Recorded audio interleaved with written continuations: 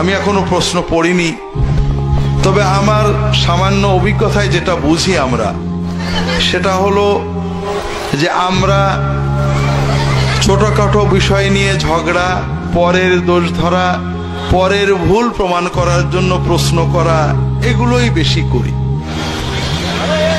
কথাটা হলো ভাই, এই যে দুনিয়াতে আমরা বাস করছি, এই যে দেশের সমস্যা, দশের সমস্যা, মশলার সমস্যা, ঝগড়াঝাটি, পরিবারের সমস্যা, ছেলেপেলের সমস্যা, ব্যবসার সমস্যা, সব থেকে যাবে। এগুলো সব যথাযথ রেখে আমরা এক একজনেই এক এক সময় চলে যাব, ঠিক না? এটাই তো বাস্তব, ঠিক না?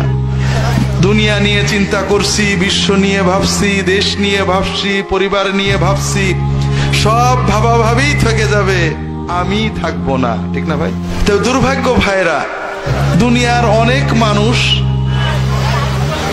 গতানুগতিক চলে, কিছুই চিন্তা করে না, গরু ছাগলের মতোই চলে। আর যারা একটু চিন্তা করে, তারা পরকে নিয়ে চিন্তা করে, নিজেকে নিয়ে ভাবে না। তো ভাইরা, এক সময় যখন আমরা কবরে চলে যাব, ফেরেশতারা এসে আমাদেরকে কে রফাদাইন করতো, কে মিলাদ পড়তো, কে কোথায় গেল, কে আর বউ পর্দা করতো না, কেন করতো না, এইগুলোই তো আমাকে জিজ্ঞেস করবে, ঠিক না? হ্যাঁ, এগুলোই তো জিজ্ঞেস করবে। তো ভাইরা, বড় কষ্ট লাগে আপনাদের বলি, দুনিয়ার অধিকাংশ মানুষ গতানুগতিক চলে, ভেড়ার মতো চলে। সকালে ওঠে, রাত্রে ঘুমায়, খায় দায়, বাজার করে, কেন বেঁচে আছে তাও বোঝে না, কেন মরে গেল তাও বোঝে না। গরুর বাচ্চা জন্মায়, জোয়াল কাঁদে নাই, কষাই জবই করে, শেষ। ওর খিদে লাগে, খায়, পায়খানা চাপে, হাগে, কিন্তু ওর জীবন কি বোঝে না।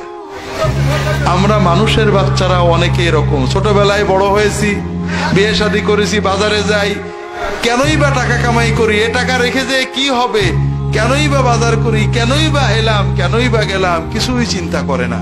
এরকম মানুষ বেশি। যারা একটু চিন্তা করার তৌফিক আল্লাহ দিয়েছেন, তারা শুধু পরের ভুলগুলো চিন্তা করি। ভাই, কি নিয়ে আমি আল্লাহর কাছে যাচ্ছি, আমি কি করলাম, আমি কতটুকু নেক আমল করেছি, আল্লাহর সামনে কি দেব, আমার রবের সাথে, মালিকের সাথে আমার সম্পর্ক কতখানি গভীর, আমি কি আল্লাহ দরবারে হাত তুলে চোখে পানি আসে কিনা, আমি কয় রাকাত তাহাজ্জুদ পড়তে পেরেছি, কয়টা আল্লাহর কাজ করতে পেরেছি, কয়জন মানুষকে আল্লাহর কথা বলতে পেরেছি, এ চিন্তা আমরা করি না ভাই।